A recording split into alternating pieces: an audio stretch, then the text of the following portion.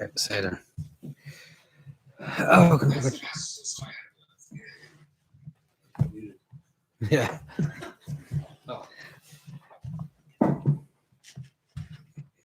You know, maybe we should also close these doors, just in case it's other noisy. Okay. Sounds good. Okay. Yeah. Okay. So we're going to learn a little bit Torah Sari and Torah Baal Shem. Understand something very perplexing, very complicated, which is the idea of this. You're okay? I'm starting now. Okay. Which is the idea of the Soyer Mashtalayach.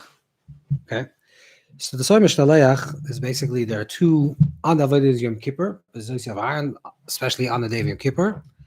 The Kohen Gadol has to bring two izim, two goats, shnei sir izim, and they have to be exactly the same. Shav Mamara, Shav Mekoyim, has to be exactly. They should look the same. They should similar be the same height. Everything that should be as almost possible the same. And he takes these two goats, these two seirim, and they meet the moisin l'fnei Hashem Pesach oil, and he places them in front of Hashem. And then the way this is performed is he does a girl, he does a lottery, girl Hashem, girl Azazel. One is Hashem, one is Azazel. What do you do with the Azazel? So Hashem is offered in the Beis Hamikdash, and Azazel is you sent it to the Midbar.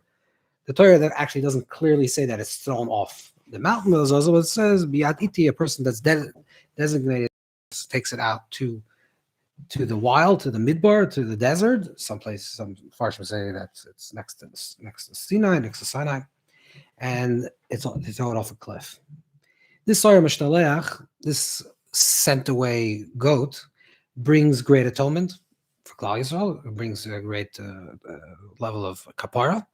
So much so that the Rambam Lahalacha Paskins and Hilchos Tshuva that even it brings tshuva even for people they're not without tshuva. Even people that don't do tshuva on Yom Kippur for lighter sins, for mitzvahs kalas, it brings atonement, it brings kapara, which is a chiddush. Sometimes you would think that kapara is dafka, you need kavana, you need intention. Tshuva is about intention, but this brings even without intention. So we're going to learn a few of the Medrashim because it's a very complicated topic. Then we'll get into the AriZal just to show you what the AriZal is talking about. And the AriZal is explaining something that's already says already. Meruma is already in the Zohar, and I'm sorry, it's Meruma is already in the Medrash. The Zohar says it more clearly, and they're showing him write this more clearly. What is this idea? The idea is that the kapara, that the Zohar, there's two Zohar, so these correspond. The Medrash says, and the Babernal brings it down that these two Seirim correspond, one to Yaakov and one to Asav. So when it says that it carries Avinoisam, it carries their sins, is Avin Tam. It carries the Avin of the Tam. Who's the Tam? Ishtam. The Ishtam is Yaakov, and Seir represents Isha Seir. The Seir represents Asav, the hairy, the person that's has hair. Seir is also connected to here, and sorry. So it's connected to Yaakov and Asav. That's why the word Azazel, Ramram Panu writes, Azazel is an acronym for Zel Umazeh.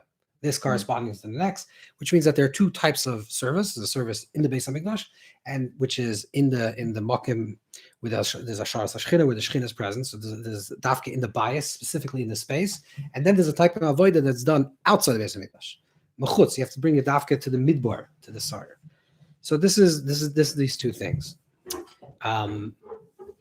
So what's the and this thing? So the Zohar basically gives a mashal on this.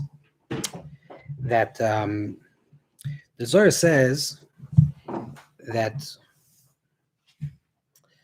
before the Zohar, even before the Zohar, this is what he says in the Medrash. The Pirkei Rav Eliezer. And Pirkei Rav Eliezer brings out like this. Pirkei Rav Eliezer Perek Mem. Lefika chayinosim oisel l'samach mem shoichad b'yom kippur. This is given out as a shoichad. It's brought out as a shoichad to Yom Kippur. It's like an appeasement. I'm sorry, it's an appeasement to the samach mem. This is some type of an appeasement. You give an appeasement in Samach Mem. This is very, very, very puzzling. Like the Arachaim HaKadosh asks, what does it mean to appease? Because it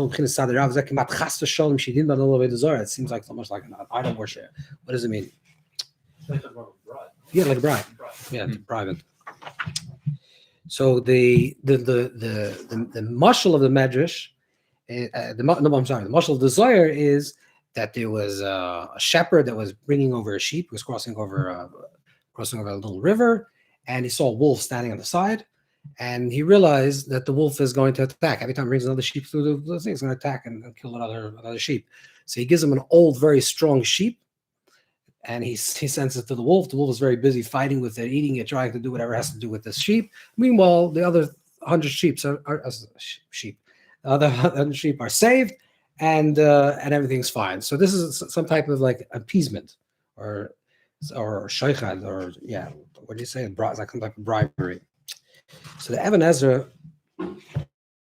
writes, like this. Can bring some more chairs. Even Ezra writes like this. That find that as a second. Even Ezra. Okay,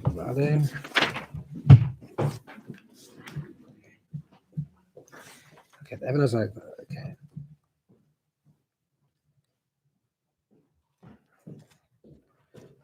So first of all, he says, Yashem Shu Har Samach Har Sinai. Then when he talks about, he says that if you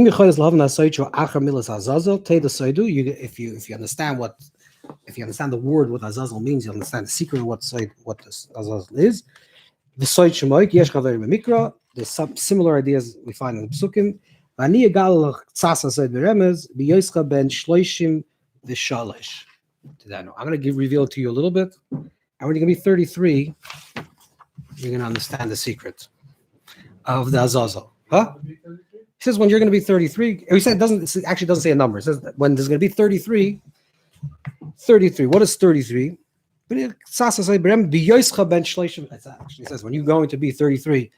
So the Ramban on this Even Ezra says that even though he says. Even though he doesn't reveal, he says when you're going to be 33, you're going to reveal it. He says V'hine Rabbi Avram neman rucha mechasadavar aval ni harachel megaladavar. He hid what the secret is, but I'm going to reveal what the secret is. What's the secret? According to the Ramban, the secret of the Azazel is that 33 psukim further after the story of the Azazel, the pasuk says clearly. What does the pasuk say? The pasuk says 33 psukim later. You can count the psukim if you want, but it says that you're not allowed to bring any karbanos. 1 second. Where's the Kolam? 33 psukim. If you go, yeah. V'lo yizbechu oid esvechem l'seirim. Pasuk in Yud Zayin. And Yud Zayin, the pasuk says that you're not allowed to bring any karbanos, any offerings to the seirim, that you're not allowed to bring these offerings. What is the seirim? So Rashi says the seirim are shedim. But you're not allowed to bring offerings to shedim. That's what the pasuk says. You have to bring the Beis Hamikdash, and you're not allowed to bring offerings to shedim. So the Ramban says that this is what Even Ezra means. Then in 33 psukim from now, you'll see that you're bringing the Chura an offering to the Shade, but you're bring the Seirim to the Makam Abidba, which is Makam Adam Sham, which is the place of Hefker, the place of Shadim. And you're bringing a Seir which represents Asav. So you're doing some type of demonic practice. No, that's the Ramaz. That's what he's telling you. This is what he said. This is what the Ramban says, what the Even Ezra says. The Daskenim, the Balatosis say that the Even Ezra is something else. So Matachas Farim from the Yavitz, he doesn't like this whole Even Ezra. He doesn't like Even Ezra in general. But he says that's not true. He really actually means the 33 year when you're 33 years old. So we once talked about it. You remember this? Or you forgot already? Okay. We're not going to go into this, what the 33 is. Maybe we'll have time. But 33 has to do with the Gemara. Another Gemara that speaks about Bilam. When the Gemara asked in the Sanhedrin, the Gemara asked how old was Bilam, and the Gemara says that he was 33 years old when he died. because it says remember this? Remember? 6 years. Six, you have to do half, and that's the layach and then it says bepinkas shal pinchas. They found in the pinkas shal pinchas that it says that Bilam died at 33. This is all a code, by the way. The Gemara doesn't mean Bilam. Pinkas shal pinchas is not Pinkas shal pinchas. It actually refers to it's a code word for Yeshu, and it's just the way Chazal talked about this whole thing, and we know that's the age that he was killed. So Anshadam Mimim has to do with this, which is kind of strange. He passed away at 30. Yeah, he was killed. Yeah. Anyways, this is another. We're going to get into the story. We have to understand there's a lot of strange things that we're coming up against. That there's some type of seir represents the Maharal writes that the word seir is actually an American vowel for Yetzirah. The Gemara also says that Azazel, the Gemara in Yom Tzavos says that Azazel is connected to Azav and Uzel, the two fallen angels. You ever know the story in the beginning in the film it talks about these Nephilim, these great giants that fell, that there was a rebellion. So the Gemara says that Azazel is Azav and Uzel connected with these demonic forces that fell from a high level. So you have that it's the Yitzhahara, you have that it's Asav, you have that it's connected to Azav Uzel. It's connected to a lot of to the Samach Mem. You're giving shaykhut to the Samach Mem. What are we actually doing here on Yom Kippur from all places? And if you look, all the Talmidei Ramban, I'll show you all the Sorim. Yeah, Shmuel, let's take a seat over here. All the Talmidei Ramban, they all write this. They all write this whole thing that about Milas Shedim, and that's Makom Shadu, going on Midbar. The place of the Midbar is a place of demons. That's the place that you're offering there. This is from the Tizyoni. One told me there Ramban. This is also from Meiros. And just the same thing. They're all saying the same thing. All talking about all these form. The Ramban wrote in the secrets, right? The Ramban wrote Sidus. And a lot of Ramban's teachings is like secrets, how do you uncode the secrets of the Ramban? So thankfully, we have a lot of his Talmidim. A lot of Talmidim Ramban wrote commentaries like the Sefer Menachem Merkanti, Sefer Tizyoni, Meiros Einayim, Yitzhak D'Minako. So that's just telling you the problem. That makes the problem bigger. It doesn't make the problem better. It makes the problem bigger. So this is basically what we have from Chazal. What we have from Chazal, from Medrash, from Pirkei Rebbe from Medrash, from the Rishonim, from the Zohar, and from all the Rishonim, certainly all the Talmidei Ramban. Something connected that the idea of the Sori Mashtaleach is bringing. There's a lashon of it's not from the Talmidei Ramban, but it's from that later school from Yitzchak Arma, from the Baal Hakeda, writes that it's minig hefker b'bezoyin.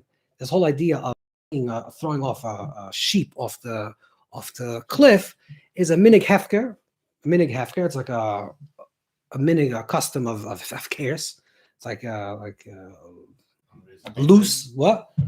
Abandonment, without intelligence, without being present and mindful, like ownerlessness. The Chazal tell us that the Torah was given b'midbar, right? Why the Torah given b'midbar is a makom hefker, that everyone can claim responsibility, but it means that no one owns it. It's not owned. It's minig hefker, and it's bizayin. It's a minig bizayin. It's a shameful act. So you're taking something, an animal, that a seir that's clearly connected to Asav, to Ra, to klippa, to some type of negative thing, and it's the Gemara says that when the Sori Mashtaleach used to go, the Mishnah says they used to say they used to say go and bring all the sins away, like this carried all the weight of something, and you threw it off the thing, and somehow there's tshuva, some type of, and this is a very strange thing. So we have to understand what's the oimek. So you can read it, you can learn it from many different ways. We just know what they say, but if you look at the AriZal, you'll see that he uses the same lashonos. I'm going to try to go this a little quicker to go through the lashonos and then see what this actually applies. So there's a lot of different language, but it's one shtickle, so I think we can actually finish the entire shtickle. It's in Parshas Achrei Mos. It's a part of the Torah of that. So Soid Azazel, Soid Samach Mem, the Nukva, the noga Shneis Lo Asir, V'nikim Tzulas Yam. That is refers to the Samach Mem. And it's called Mitzulas Yam. It goes to the Mitzulas Yam, to the depths of the water.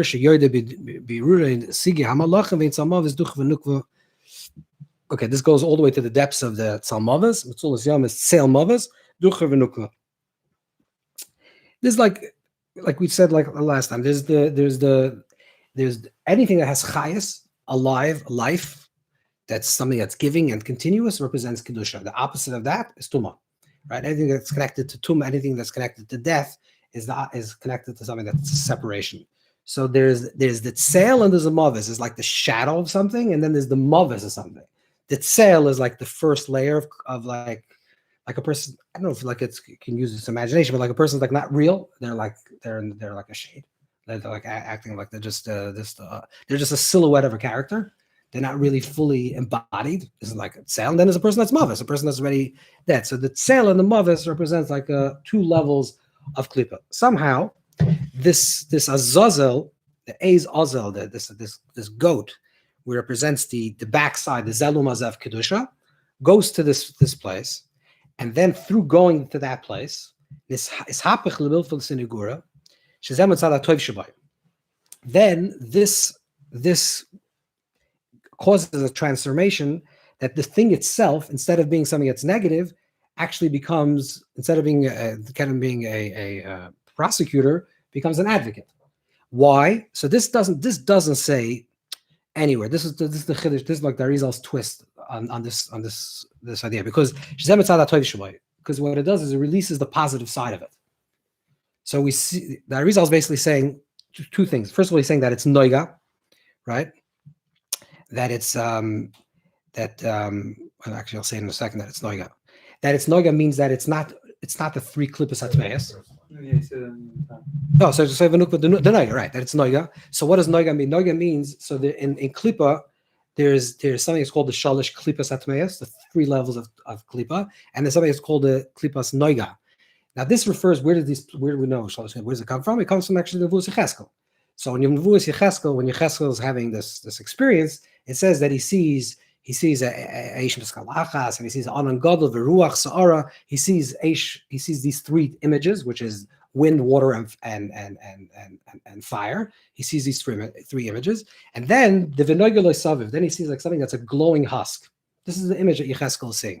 So the Zohar says that what this means is that the three corresponds to Eish Mayim Ruach and really offer, because the four elements. Eish Mayim Ruach is really sometimes seen as really three elements, because offer is like something that's included within Eish Mayim Ruach. This is a symbolic idea. Offer is like the kli, like what grounds the Eish Mayim Ruach. So the Ramak gives a mashal in Pardas. He says, for example, if you boil water, so you need oxygen and you need water and you need fire, you'll see there's like a residue that's on the end of the pot. So that's the offer that really exists within the Eish Mayim Ruach. So the offer is not considered. So when you have these three elements represent something that's a klippa, something that's doesn't have anything positive in it. There's no possibility of elevation.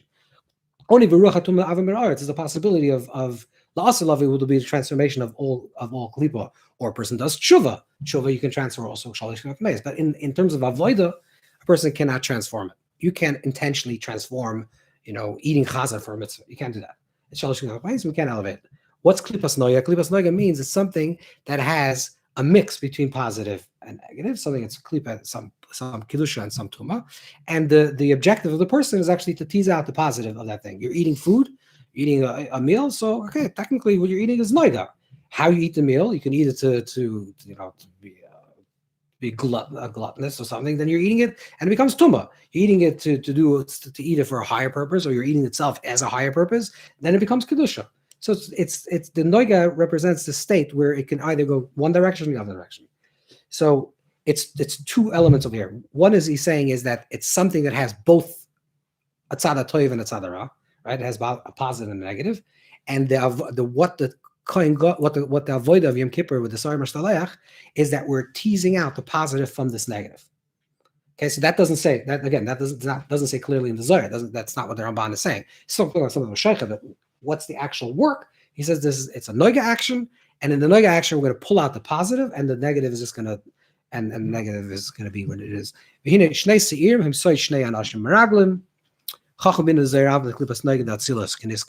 the Zohar says. What's the chesed?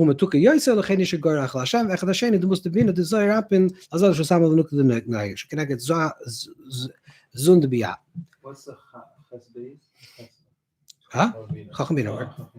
Yeah. So there's two levels, I don't want to get into all the details because we're never going to finish the shtickle, but I just say like very simply that in noga itself, noga is like a par of act. In a par of act, just a person's thinking a thought, just thinking. So there's or a person's just feeling, right? So what is the most pristine, elevated experience that a person can have? And remember, if we're saying that the definition of something that's klippa is yesh, is existence, is I, is self, and the definition of something that's kedusha would be the transcendence of I, the transparency of I. Where in the person, just the person walking down the street, where would you see most a person connected to something that's higher and most of the person's connected to something that's lower? So if you say someone's like acting in the place of their instincts or in the place of their emotions, then they're filled with themselves. When a person's thinking a thought, it's a little less about themselves. They're thinking another thought. When a person is really contemplating in a very high level of contemplation, with let's say a person is thinking muscalis, a person's like really like meditating on like a deep idea and totally lost in the idea, that is in a little bit, it's still noigats, even let's say. But if a person is like studying like string theory or something, some type of philosophical, some type of scientific theory, and really meditating on this, for that moment when he's meditating on it, it's a little less about himself, more about the idea. So that's why it's the chachma is already something that's a little bit more hamtak of noiga in chachma itself. Bina is already where you're understanding it. When you're understanding it, it's me again. Like I understand this thought. I'm feeling that I have a grasp on the thought. But before you have the grasp of the thought, it's still like an idea of an intuition, which is chachma, like in its raw elements of like the inspiration of the intuition of the idea that you're connecting to it is less about you and more about the idea. And then it becomes more about you and less about the idea, which is bina. So these two represent both the noiga state, right? It's noiga. It's not positive. It's not negative. It's just what it is. A person thinking thoughts. It depends what you're going to do with the thought. So therefore, there in the language of the Ari, this chachma is already a little bit more sweetened. Sweetened means that it has more connection to something that's higher. Correct. Okay.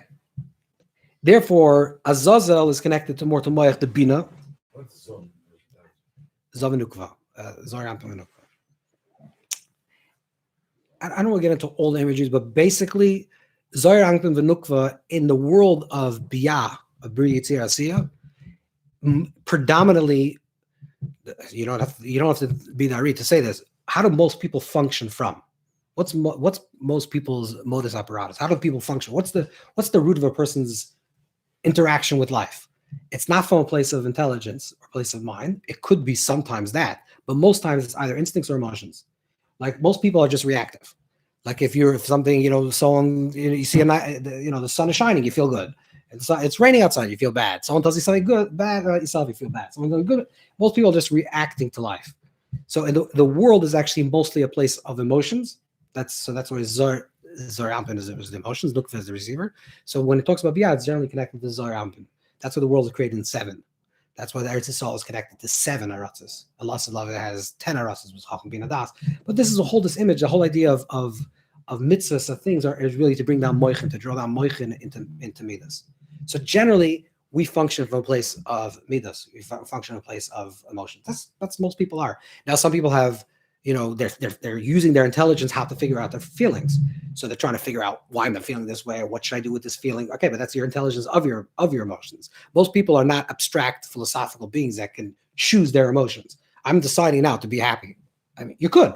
That's what a mitzvah. That's samach b'chayach. There's a mitzvah to be joyous. This is moich shalat alev. You could, but most people are just living in a place of Zohar Ampin.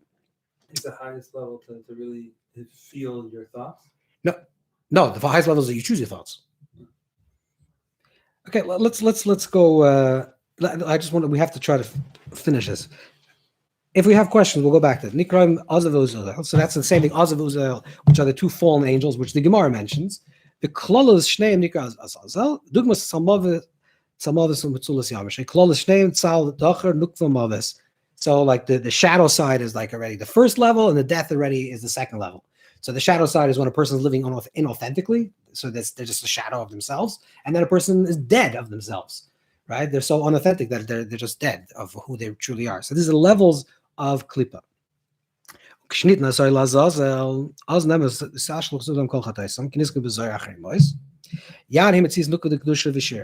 Chenem Azim and Din Chazak in his car. I'm not going to get this. V'hine kvar yidata. She klippas noige chetzi toiv v'chetzi ra. V'im afsekes ben kodesh l'chol. Klippas noige is really the place where this chetzi toiv v'chetzi ra. Chetzi toiv v'chetzi ra becomes a problem. The problem is that because the definition of toiv in our world, once the Chet Tzadas, what the idea of the Chet Tzadas was that Adam ate from the tree of Toiv Ra, which means that Toiv Ra became part of their constitution. It became part of like their existential reality. Therefore, there's no Toiv without Ra. There's no Ra without Toiv. There's no possibility of having pure Toiv. No possibility of having pure Ra. At least the way we first enter into a situation. Every situation we enter, you can think you're doing it really toiv, but there's going to be, if without any evaluation, there'll be some ra. You could do something that's completely ra, but there's probably some spark of toiv within that. Every single action that we do, before we pay attention to what we're doing and try to sift out to make sure we're doing the right thing, is going to have some ma'ur of toiv ra. This becomes a very problem because you're trying to do something and it's actually, okay, you're giving it stock, okay, I'm doing a thing, okay, but you're also feeling fine. Whatever you're doing, there's always going to be that element of the ra within the toiv. The ra element is the element of the ego. The toiv element is the element of transcendence. Is there such a thing as having an experience that's purely transcendent, or is it such an experience that's purely the ego? We'll say that the toiv is always more ra. The ra is always more b'toiv. Complicated. Post chet etzadas is that toiv ra, like the Rambam says in the Medrash, is like emes v'sheker. Emes v'sheker is an objective reality. It's not a subjective thing. Is this thing true or false? True or false? Either it's true or it's false, right? It's 2 + 2 is 4, or that's true or that's false. It doesn't have. I don't have a relationship with 2 + 2. It's an objective truth. Toiv, good or evil? Well, ask any evil person in the world. They always think they're doing the right thing, right? Every mass murderer thinks that they're doing some type of goodness to the world and their own warped perception of what good is, right? And the story of the Megillah is the proof of the whole story, is that the Ra doesn't appear until Esther calls Haman her Azazel. This is all toiv. Whatever is good for the king will do. I'll do good for the king. What good is to destroy people. And so the idea of good, every person has their own definitions of what good and bad. So toiv ra is when things become ma'urav. And that's when the problem becomes. It's no longer objective. Now it's becoming subjective. And we're going to try to work some type of solution to this problem that we sort of can stand back so we can observe it. So we can tease out these two things and actually say, okay, this is a true thing, this is a false thing, without actually saying I'm involved in it. So the toiv can be separated from the ra, and the ra separate from the toiv. So he's saying like this, that before, because since we're talking about the soil azazel, it's something that's called the klippa noga, which is chatzi toiv chatzi ra. If you have seconds bein kodesh l'chol, because adam over lois to say azim b'shal ashleish libat aroy shal yitzar. She said that gvuras nasar agamor. This is what happens when a person does a loisei. When a person does something negative, what they're actually doing is the relationship with that object. That first it was klippa noga, but then the person did the sin. What they did now connects this to becomes absolute ra. It's now it's absolute ra relatively. This is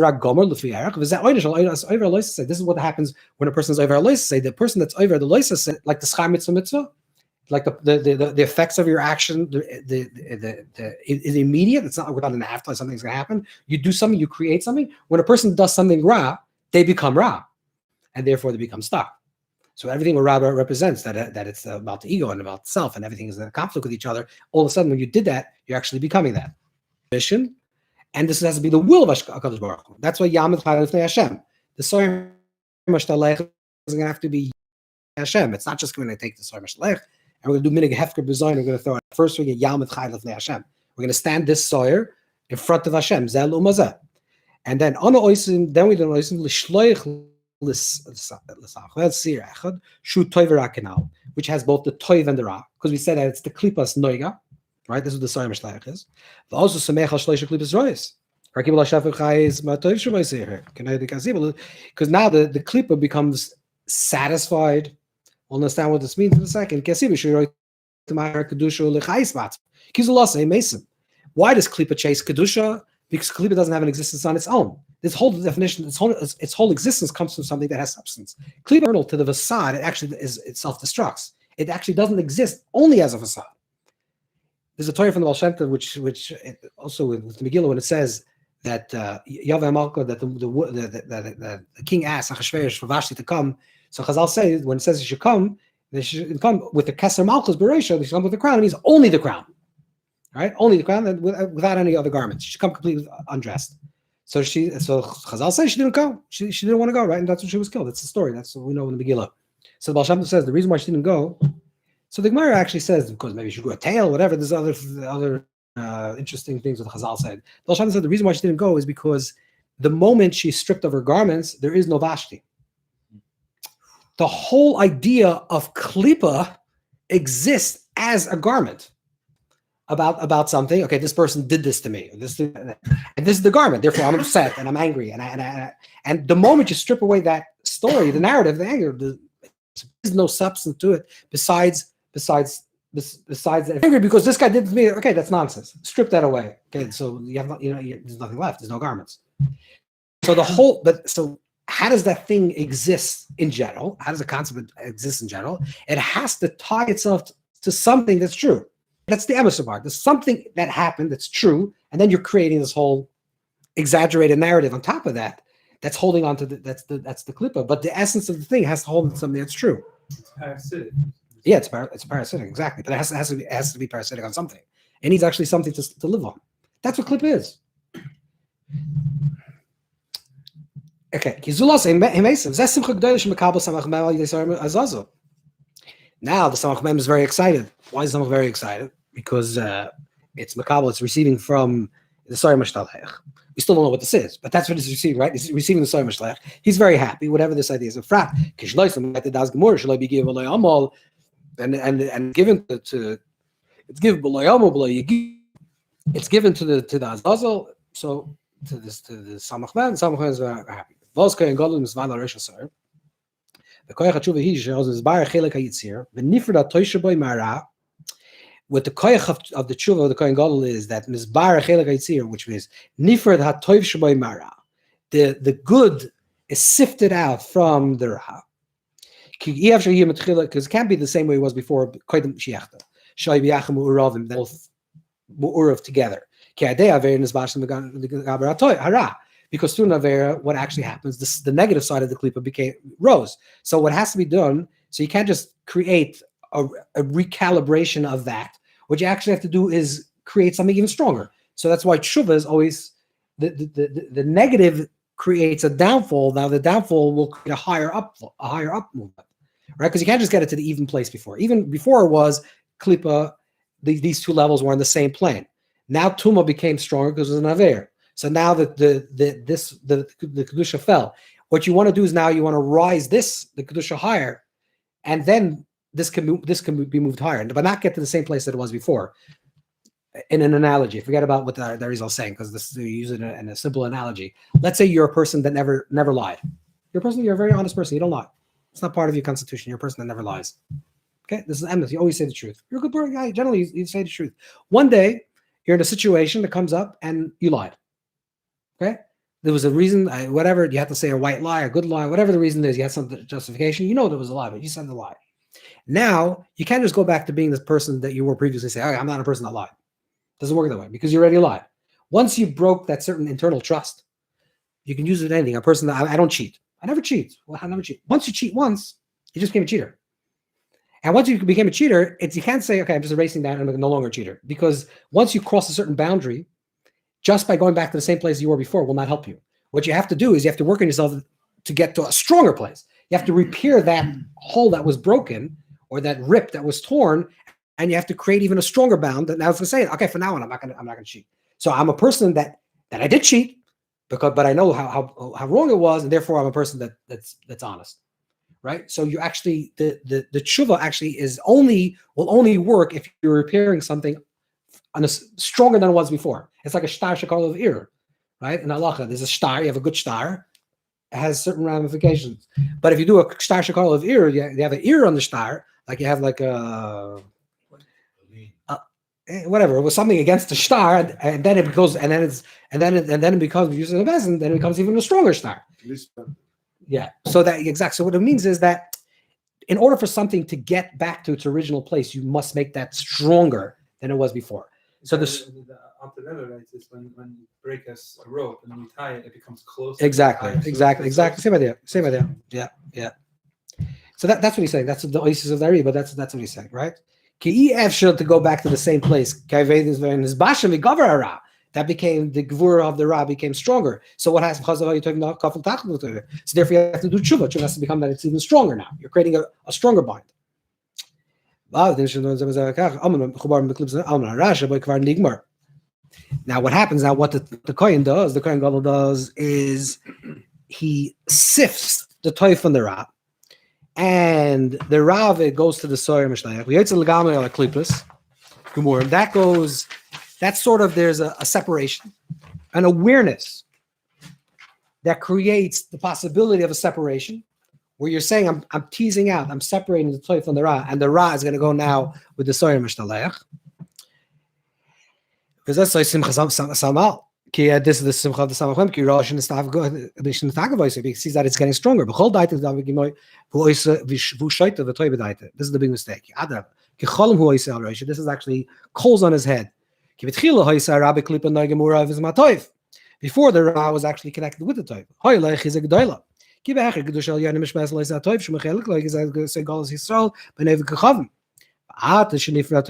now that the negative is separated from the Toiv, is separated from the Ra, Ovad Samachmem Oisa Chelik Shay Nishma Bechinas Oisa Toiv. Nimke ze Hesach Hadash Samal Shesamachmem Hefse Gadol. V'Adar Shehoip Mechil Nishma Mat Lehepech to Hefse Gadol to Samachmem. Ki Gam Yashlim Yishlim Ito Ki Toiv Nishlim V'Zchaber Nefesh Kedusha Adam Does Nishlo Adam V'Samach Yaved HaToiv Hu Men Legamrei. Therefore, the Samachmem is done with. Okay, this is what AriZal says. Now we have to understand what is he saying, because he's saying a lot of things.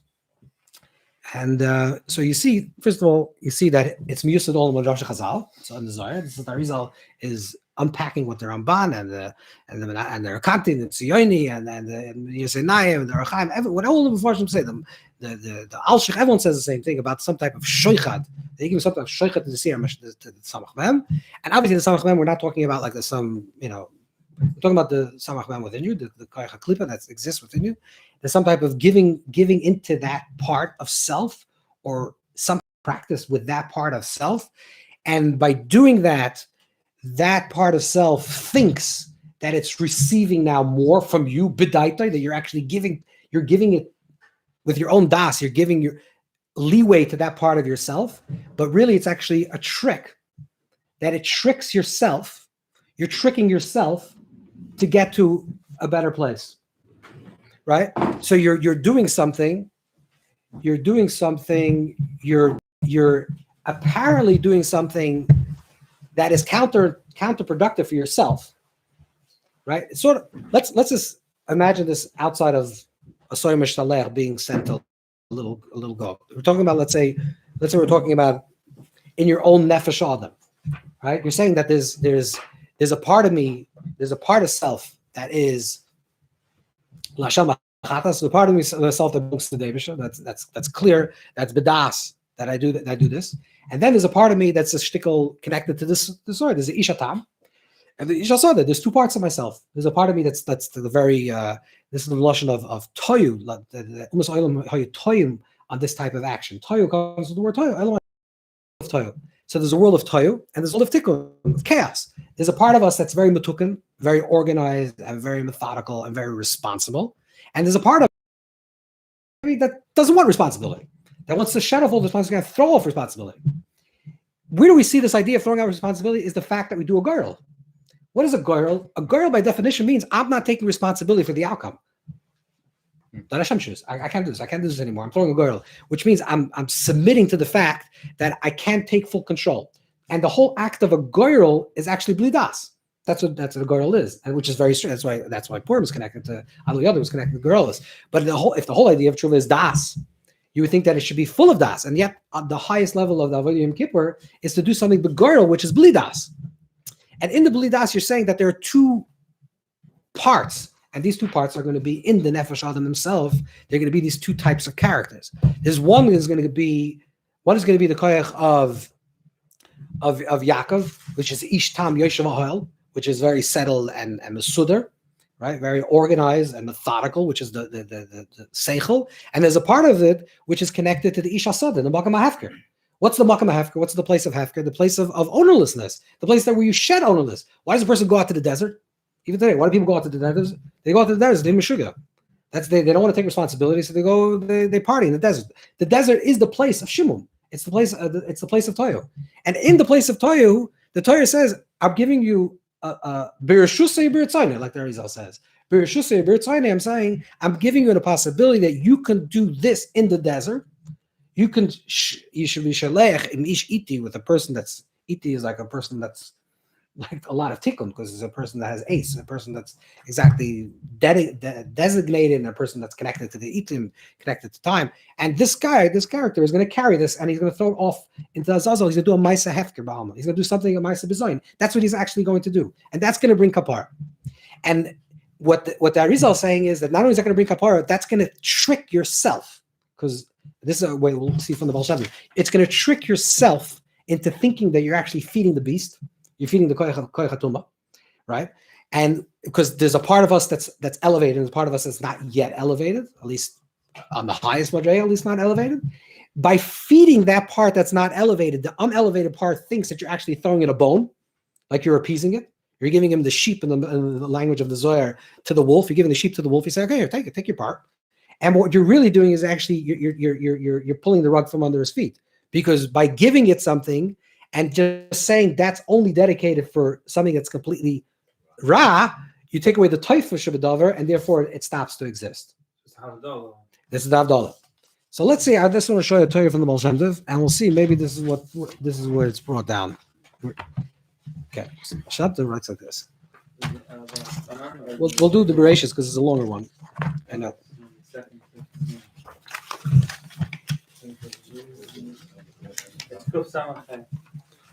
Skip the next page. Shmati Memory. The Bereshis has a more bekitzer. I think it's from the Shmati Memory. The Toldos brings down like this. Chashavti Rachai v'ashiva ragel l'tzacha v'hinu ki ein tzadik ba'aretz sheyasatei v'leachta. Right, so when the pasuk says in Kehelas ein tzadik ba'aretz sheyasatei v'leachta, normally the pasuk means you would say ein tzadik ba'aretz sheyasatei. There's no such thing as a tzadik does. It's a perfect tzadik, and l'shaliyachli doesn't even trip up once. There's no such thing. Those things are perfect tzadik. But the Baal Shem Tov says no, it means a little bit different. Doesn't mean that he doesn't trip up, like, he has 99% of the things that are all good, and 1% of his character is a little defaulted. No, it's a there's no such thing. Ain't tzaddik means in the toiv.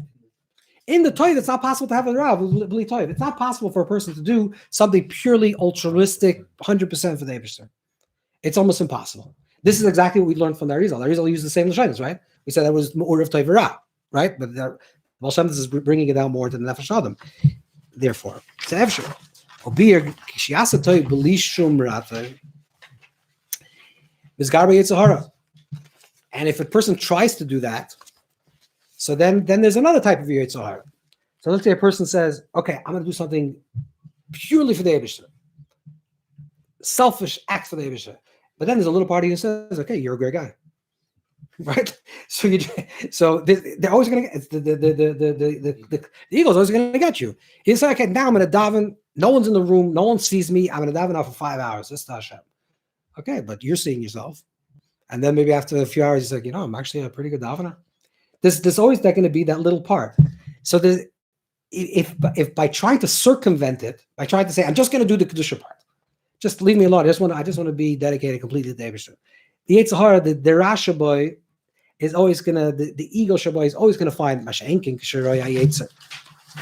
However, when the Yitzhahara sees, it was Chelek HaYetzer, Chelek. However, when the Yitzhahara sees that, wait a second, actually, you're invited to the party, and I'm acknowledging that you're invited to the party. So then, then you can actually do Lishma. So Baal Shem is actually saying that if you really want to do something Lishma, don't say I'm going to start doing Lishma, because you're going to start really doing Lishma right as if someone's going to fight, because the ego's going to fight. The ego always wants to be involved. Say, you know what, ego, fine, you want to do? What's shot? Oh, okay. I think maybe we're learning so high that we bring it down. So what Baal Shem Tov says, what you do is you should feed it. You should say, yeah, okay, fine. You want to be involved? You can be involved. But then I was going about Davi Yasmat Shalom because then eventually it's the acknowledgement. We're saying a few different things, but in the way we were learning it before, the acknowledgement of existence actually. If you have two parts of yourself, one is like the Olam HaTikun part, and one is the Olam HaToyah part. What's the Olam HaToyah part of you? The Olam HaToyah is your child, basically, that didn't grow up. And every person was, even when they're 90 years old, is a part of us that never grew up. So that little part of you, if I say, oh no, I'm an adult, I'm 50 years old, I'm a ish chacham v'nav, I have a crazy part of myself that wants to run out to the forest and into the desert and go crazy. No, what shot? No, I'm a very, look at me, I'm very. So if you do that to yourself, that little part of you is going to fight. It's going to fight forever to come out. It can come out by screaming at your children. I don't know what's going to come out. It's going to come out. This Toya part of you, the wild, energetic, chaotic part of you is going to have to come out. The other solution is to say, yeah, what to tell you? Sure, you want a part of this? Sure, come. Let's go to the base of Mikdash. I'm going to stand for Hashem. I'm going to acknowledge. Yom Kippur is a day of honesty, of truth. I'm going to stand with Hashem and say, yeah, this is true. This is me. This is who I am.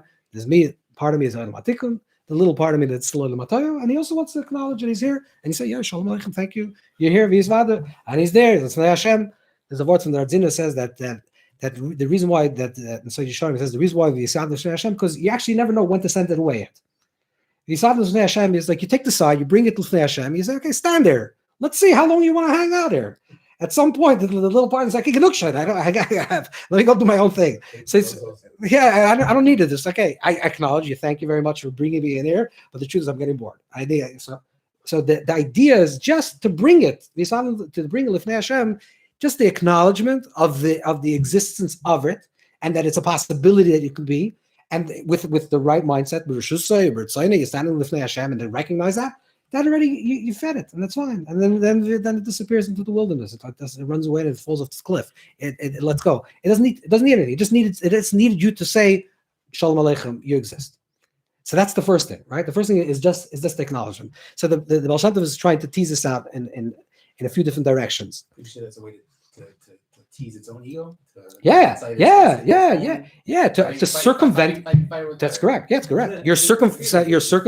You're feeding it by acknowledging it exactly, and it destroys. But that's if you look at the AriZal's language, he says "V'hushoita." This is the language that sometimes a shoita because he thinks, finally be acknowledged. You don't realize the moment you acknowledge it, it disappears.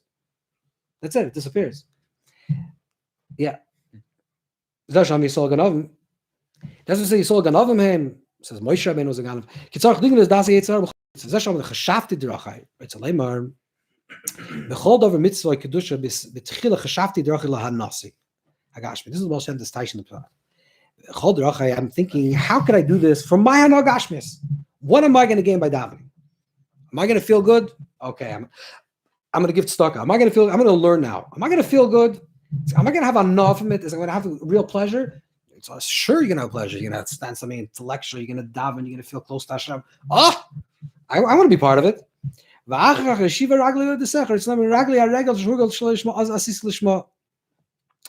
it becomes a ready regular and it disappears and becomes a ready lishma. Then he gives a marshal. Person goes to sleep. This is a very big thing.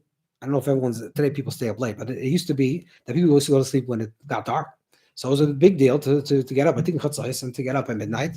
The Baal Shem Tov talks about to mishal of the night and the day to bring the yichud between light and yoyim. It's a big thing to get up by night. So a person wants to get up at night, but they're tired. So let's say in a modern, let's say a person's not doing things Chatzos. Let's say you want to get up early. You want to start learning for now. You want to get up 6 o'clock, 5 o'clock, whatever you get up, and then it's 5 o'clock. You're tired. So what are you gonna do? So what you do is like this. You could tell yourself, wait a second, tomorrow morning at 6 a.m. there's going to be, let's say like coffee. There's going to be the best possible coffee. I don't know what they have. This fancy coffees, creams and this. Tomorrow morning at 6 a.m. I'm setting the timer that when I wake up 6 a.m. So when the body goes to sleep and it wakes up and you start smelling the aroma of coffee, you say, I get schmuck. I want to get up. Why do I want to get up? I want to get up for the coffee. No, I'm sorry. I want to get up to learn. I want to get up to daven. but my body wants to get up for the coffee, and everyone's happy. You want to dance. So this is also Mashal Baal Shem. He brings on the degel. Same thing like the Gemara said that with Amelech said, Right. Yeah. Right. Yeah. This puzzle. So you do something. He said that's what you should do.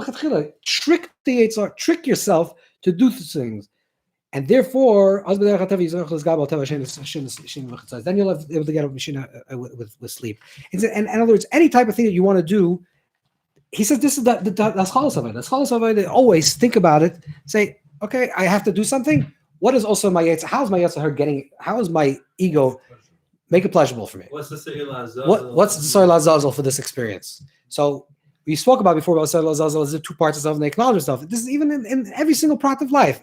You want to do something. You want to do it fully. This is why it has to be MS. You want to do something fully. Say, I want to do something, but I want to do Taka L'Shem Shemayim. So the way you do something L'Shem Shemayim, the way you do it actually altruistically, is by first saying, let my ego feel that it's supposed to get involved. If it's to wake up in the morning to have a coffee, if I want to give tzedakah so people should give me coffee, gesundheit, let it have that. That's not your kavanah. But if you say if that is also let the body get up for this. The degel brings down the mashal that if a person wants to dance besimcha, but he thinks like his body says, okay, I don't want to dance. Well, dance now, no doubt. Okay, so give it mashka, give it something to drink. So why are you feeding the body mashka? Because the body also wants to be happy. Okay, so you be happy for the mashka. I'll be happy for something else. So the idea is the acknowledgement of and this is what the Yaakov and Asav is in a mashal. Also the difference between this already says in many forms. Difference Yetzirah, it's a toiv. It's between the guf and the neshama. This represents that the guf, the soya mishtalech represents the wild seir, the wild raw energy of the body. The energy that this exists to express itself, to feed itself, and then you have the neshama, the part of yourself that wants ruchnis, that wants higher, that wants something deeper. If you really want to do this correctly, you have to sometimes at least once a year. Yom Kippur, maybe you have Yom Kippur every day, but you have to give the soy mishnah. You say, I'm going to do this. I'm going to yam and chai l'fnei Hashem. I'm going to bring these two things in front of the Eibishter. I'm going to let them stand in the presence of the Eibishter, and then I'm going to say, okay, I acknowledge it, I recognize it, I'm feeding you. Here's your shaycha. This is what you're enjoying from the experience. If it's the lights, the food, I'm going to share. It's good food. Whatever you're interested, fine. And then it gets bored and it disappears. And then you're doing things for the right thing, for the Shem Shemayim. So that's the transformation. Taking actually right, you mashcheu, exactly. You make it exciting, right? And then exactly, and then it's not interesting in the base of Medrash. Bring it. Yeah, It's too late for it. And there. Take the maneuver with you. Yeah, in Pagash Bach maneuver. So that's the word. That's if you go back now to the AriZal, you see this is what the AriZal is saying. He's saying that Ein Toiv B'Lo Ra.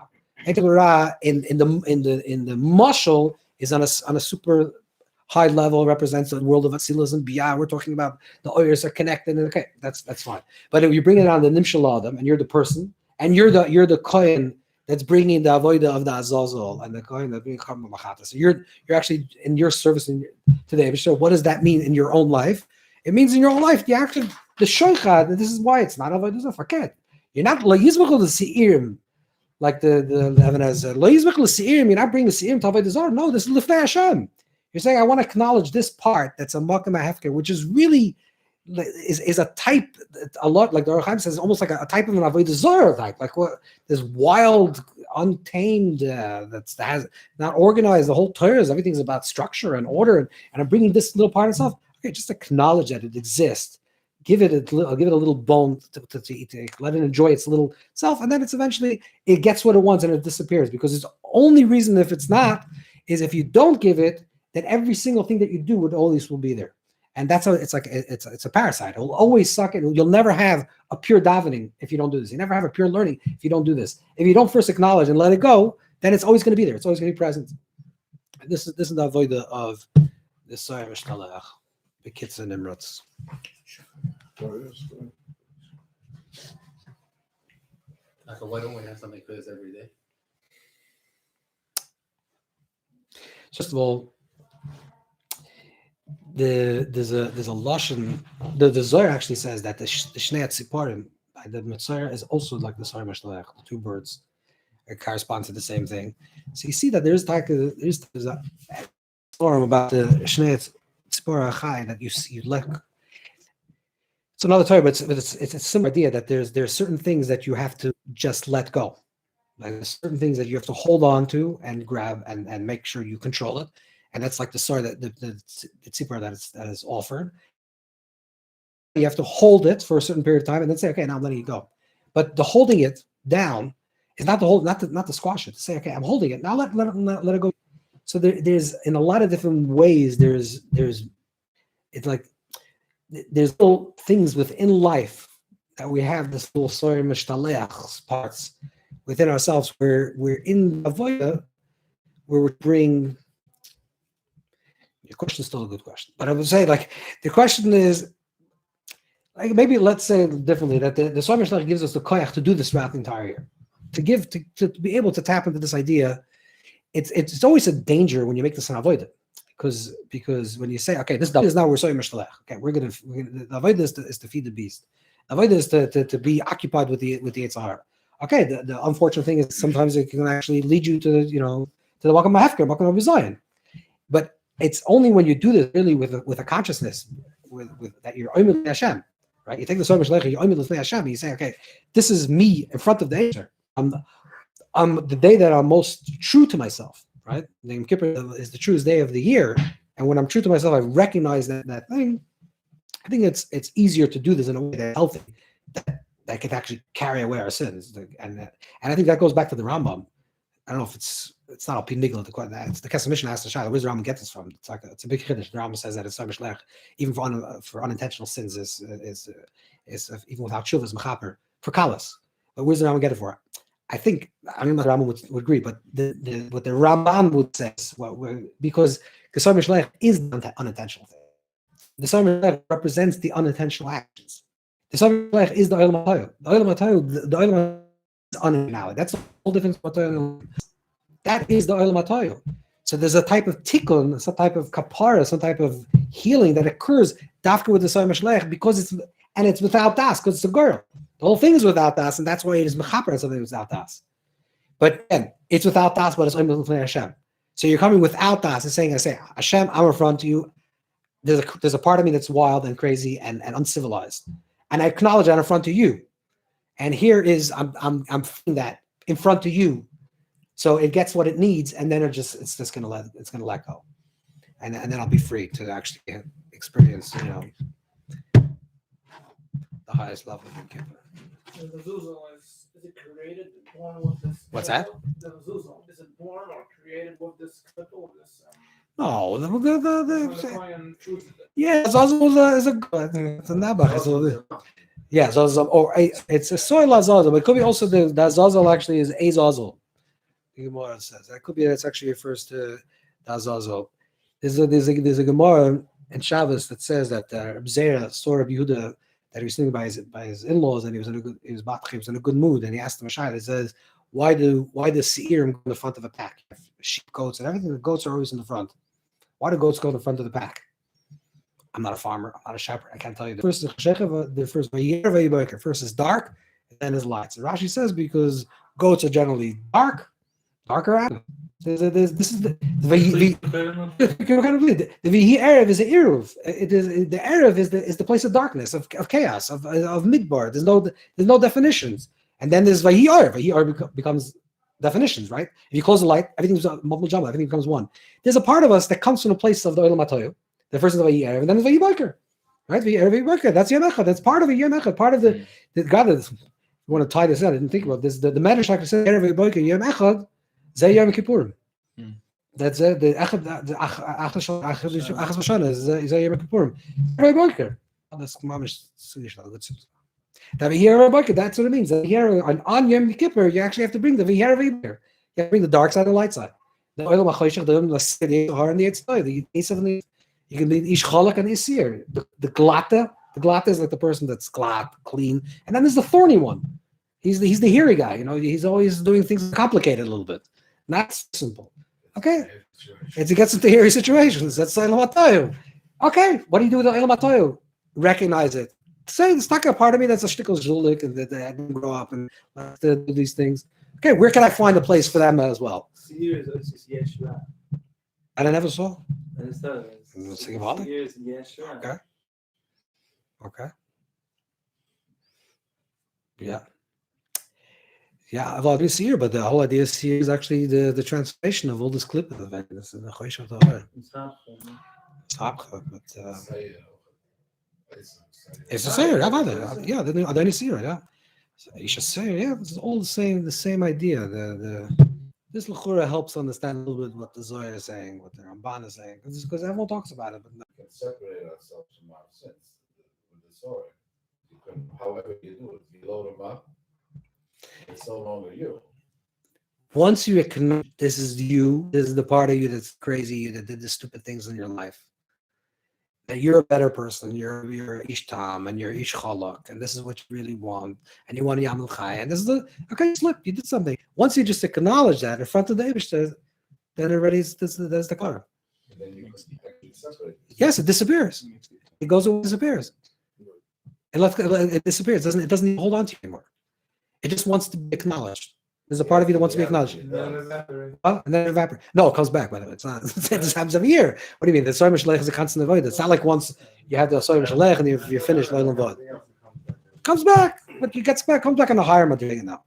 Now you're a little higher madriga. Are you really out of your sins, or are you carrying it for life?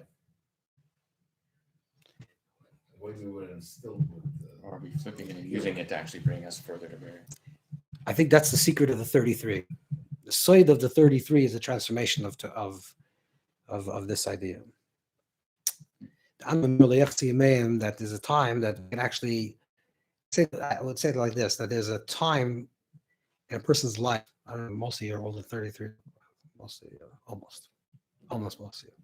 But the idea is that there's a time in your life when the 33 was in Chazal times is it was like it was Chatziyama, it was half a life. What we'll call like your midlife, whatever. So exactly, people go through a midlife crisis. It's a normal thing, and after the midlife crisis, they go to another stage. Some people don't, but some people after this is in your life where I mamish think that it's that you can go through. There's a certain part of life that you struggle, and you fight, and you're a fighter because you have a lot of toyo, and you have to fight. And there's a bit of fighting, and then there's a certain part of life, begashmir, and also beruch needs to become higher. That there's a different type of fight. It's not there's no longer the fight anymore. Things change. You're also younger over here. It's a different madrega. You'll see. There's I don't want to get into the conversation, but there's different tzaddikim. You can see what they said. You can see how old they were. Actually, you can see which tzaddik said. You can see exactly the age. You can see, okay, this was 25. He was 30. You can see. And you can see as especially if a person is really working on himself, you can see this is what he said when he was younger. This is when he's older. You can see it. Because when they're younger, there's a certain type of avodah, and it talks to younger people, and it's like a bigger struggle and bigger toyu. And then later, there's a transformation of this. It's actually there's some type of wholeness that you can actually bring this into a much more settled place with it. Yeah, there's some type of wisdom. You're not going to fight anymore. It's like you're starting on a different level. Connected to Joshua, you mentioned. Huh? How's it connected to Azazel?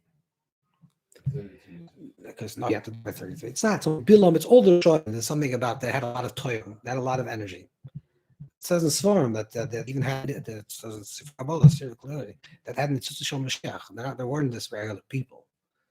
That they messed up, but there was like a certain strong energy in these people, or lavdal, but there's a lot of Mashiach Shkorim. They made a lot to call Yisrael, but they had a nitzvah of something very, very big, and they had a lot of toyo. If you look, they were able to divide the toyo. They wanted toyo for toyo. They wanted to eliminate all mitzvahs. This is what the Yeshua wanted: the elimination of mitzvahs, the elimination, and what matasur. It was an idea to like stop order, stop definitions. But that doesn't work. It doesn't work. There's a higher avodah that's it's a level of Mashiach where Asav Torah. There's a higher madriga when you can mamish include other than Syria. Yaakov tells Asav there will become a time that we'll both get to Syria, right? We'll both get to the place of Syria, and there'll be a transformation of Syria, L'Toiv. That'll be Olam HaToiv for Toiv. Maybe next The The Balei HaToysa, right, that has to do that Azazel is Gale, that's 33. So it's Lag Boimer. They don't say Lag Boimer, but they connected. Okay. Gale. But maybe there's a kasha between Rabbi Akiva, the first set of Talmudim, and like the second set. Yeah, Voilim Shomim. It's clear. They don't tell you. And then in the second set is like these five Same thing. Talmudim. Probably the same thing. Probably the same thing. Yeah. When bribing the eagle, is it just a Trojan horse or is it a real bribe? Seriously. Yeah, the Trojan horse is also a real bribe. Trojan horse, you bribe the Trojan. Well, and Coffee is not a sin. oh, you can't. No, it's not saying to do sin.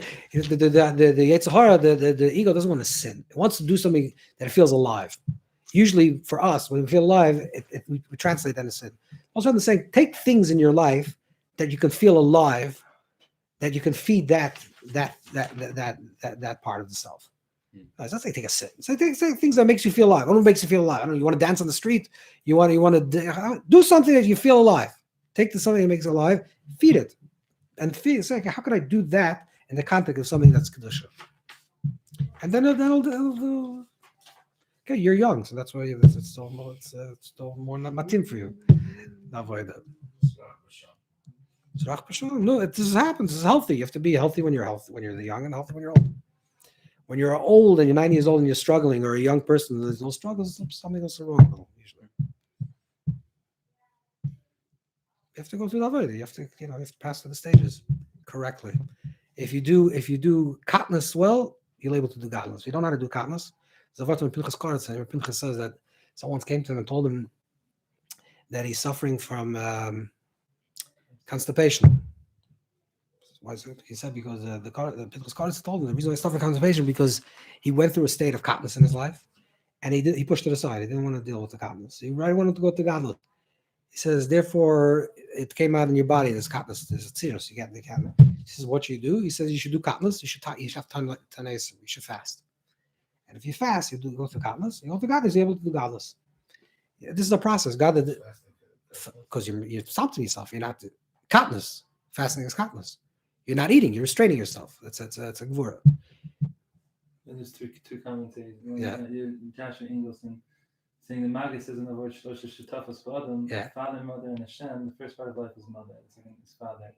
Third is saying the B'Dishra it says it says to say Havili Tayyid L'Aseilim Atamim. When? Before davening. Oh, that's a good thing. Before davening.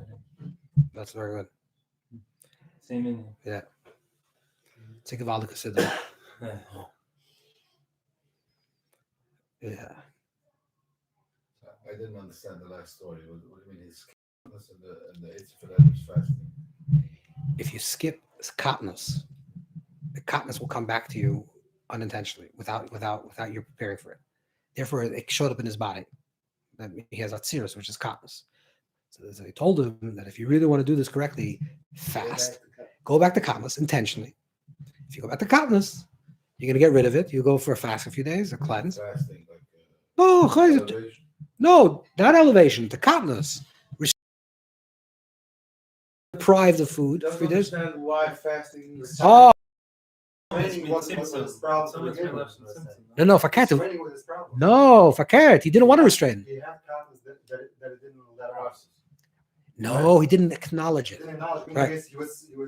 He was restraining. No, fakert. He was holding it in. Yes, but he was holding it in, trying to act like everything was good. He's pretending like He was pretending as if he's godel. Fine, but he's still. Yes. So he's asking why he's fasting is not holding him. Fasting is a holy thing. No, you see, he's saying that. So yeah, That's why I'm. yeah, no. And yes, it could be a holy thing, but generally, I will say it in a different language. If you like coffee every morning, don't drink coffee for a few days. Restrain yourself from feel restricted. Feel that you're in the place of restriction, not that you feel serious, like you're not holding it. Feel what it means to be a katnas. Feel a little sad. Feel a little bit feel a little deprived. Then you'll get it to godless. It's the acknowledgement of the katnas. God, this is the zman. This is the zman now. The zman of sphere is the zman of katnas. The Zman of Sphere is Zman of Katnas. That we have to be in Katnas. That's why you talk. Why? If it's a Zman, so you should if it's a Zman that it's a you should play music. You should get married. You should do tikkunim for this. If it's a time that's a problem, so let's make tikkunim for it, right? Let's fakir. Let's mitigate it. Why do we want to acknowledge it? The Vart says no. If you're not going to acknowledge it, it's going to come back to you, affecting you in your health. It's like the people who don't do Shiva, like people who don't have some sort of Yes, you have to know how to mourning cry. process. If you can't be Masabel Yerushalayim, you're not going to have the Nechama Yerushalayim. If you don't have Katniss, you can't have godless. That's the way it works. The human being goes through different stages. And if you feel Katniss, you're able to feel the godless. You don't feel the Katniss, you're not going to feel the godless. In the Torah of Baal Shem, what he's basically saying, if you tie the Torah of Baal Shem and the Torah of AriZal, what we're saying is just acknowledge who you are. Just be honest with yourself. This taka party that's Meshuggah, it's okay. It's wild. It's Meshuggah, fine. Just acknowledge. Once you acknowledge it, you're already halfway done. And if it really needs a little bit shaychet, okay, get him involved. And then you'll see it's not really interested. It's not really interested. It's child play. You can live in such a higher place. You'll get to the higher place. That's the mice. Thank you everyone for joining me. When's the second shift? Is that a good night, you said? Next week is